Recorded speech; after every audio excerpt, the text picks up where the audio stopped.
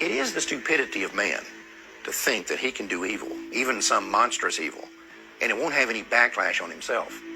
But of course, it seldom works that way, and the moment he figures that out, he starts looking for a way to avoid the repercussions of what he's done.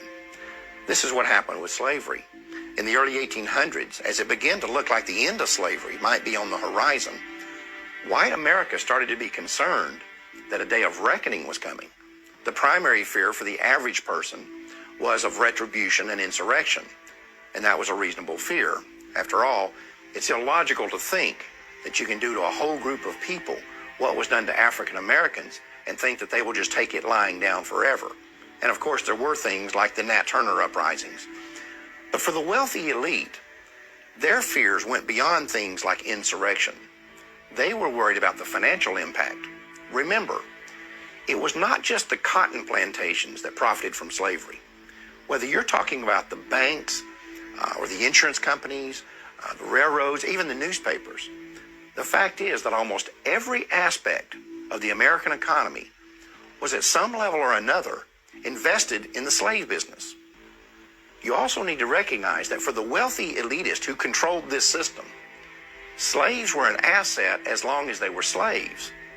But at the moment they are set free, they become a liability. And what the elite knew was that the end of slavery would instantly release 4 million people into the economy who had been kept uneducated and effectively unemployable anywhere but the cotton field.